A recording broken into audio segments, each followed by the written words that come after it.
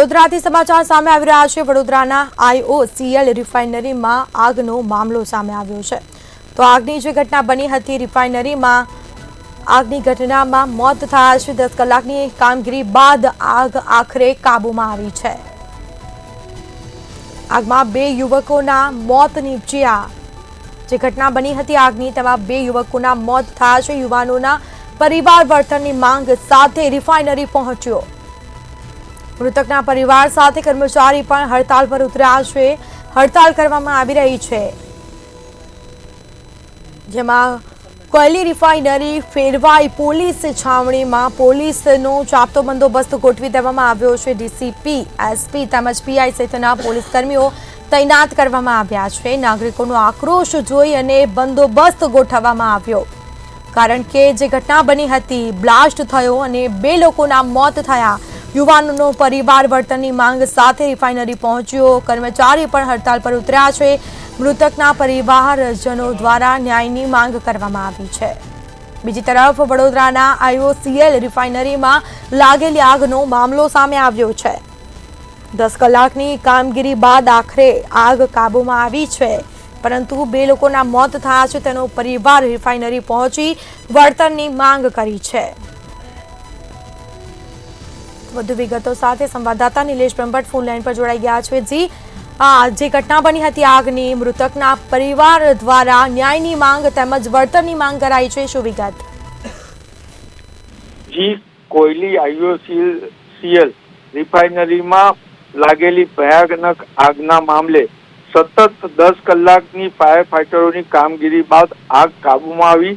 આગમાં 2 યુવાનો હોમાઈ ગયા અને આગમાં હોમાયેલા યુવાનોનો પરિવાર વળતરની માંગ સાથે રિફાઇનરી પહોંચ્યો છે અને હાલ જે રિફાઇનરી જે માર્ગ છે તેને બ્લોક કરી દીધો છે। કોઈ આવી જઈ શકે તેમ નથી। જે મૃતક છે, મકવાણા સમાજના 2 યુવાન જે આગમાં હોમાઈ ગયા, તેમના પરિવાર યોગ્ય વળતરની માંગ કરી રહ્યા છે। ત્યારે હાલ ડીસીપી, એસીપી તેમજ પીઆઈ સહિતનો કાફલો પોલીસ બંદોબસ્તમાં ત્યાં ગોઠવી દેવામાં આવ્યો છે અને નાગરિકોનો જે આક્રોશ હતો એ જોતા સ્થાનિક ધારાસભ્ય ધર્મેન્દ્રસિંહ વાઘેલા પણ સ્થળ પર પહોંચ્યા હતા, પરંતુ નાગરિકોનો આક્રોશ પારખી ચૂકેલા ધર્મેન્દ્રસિંહ વાઘેલા પરિવારની સાથે હોવાનું નિવેદન કરી અને ત્યાંથી પલાયન થયા છે। ત્યારે મહત્વની બાબત એ છે કે 2 જે કર્મચારીઓ છે તેમ હોમાઈ ગયા આગમાં, પરંતુ IOCLના અધિકારીઓએ આગ લાગ્યાના 4 કલાક બાદ વડોદરા મહાનગરપાલિકા ફાયર વિભાગને જાણ કરી છે। મોડી જાણ કરવા પાછળ શું સસ્પેન્સ છે એ ખૂબ જ મહત્વની બાબત છે, કારણ કે આટલી મોટી આગ લાગી અને વડોદરા ફાયર વિભાગને જાણ પણ ન કરી, તે ખૂબ જ ગંભીર બાબત કહેવાય અને આને ભારત સરકારે ગંભીરતાથી લેવું જોઈએ। અને જે મંતવ્ય ન્યૂઝના અંગત સૂત્રો છે તે જણાવી રહ્યા છે અનુસાર કે જે રીતના વર્લ્ડ બેંક ઇન્સ્પેક્શન પર આવતું હોય છે, એ જ રીતના એક એપોક કરીને વર્લ્ડની કંપની છે, એ આવી કેમિકલ બનાવતી, કેમિકલ સંગ્રહ કરતી કંપનીનું ઇન્સ્પેક્શન કરતી હોય છે।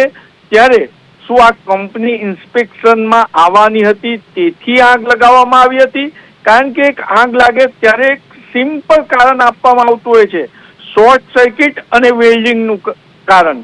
ત્યારે IOCL કંપનીમાં જ્યારે કોઈ વ્હીકલ જાય ત્યારે તેને સાયલેન્સર પર એક ખાસ યંત્ર લગાવવામાં આવતું હોય છે કે જેથી વ્હીકલના થી થતું સ્પાર્કથી કોઈ મોટી આગ હોનારત ના થાય। તો આ વેલ્ડિંગ કેમ થવા દીધું અને વેલ્ડિંગ થતું હતું તો શું તકેદારીના પગલા IOCL રાખ્યા? આ તમામ સસ્પેન્સ ઉભા કરતા સવાલો છે, પરંતુ IOCLના અધિકારી જવાબ નથી આપી રહ્યા। સાથે મહત્વની આજે સંસ્કારી નગરીમાં એક ચર્ચા છે ધારાસભ્ય અને સંસદ સભ્યોની કામગીરી પર।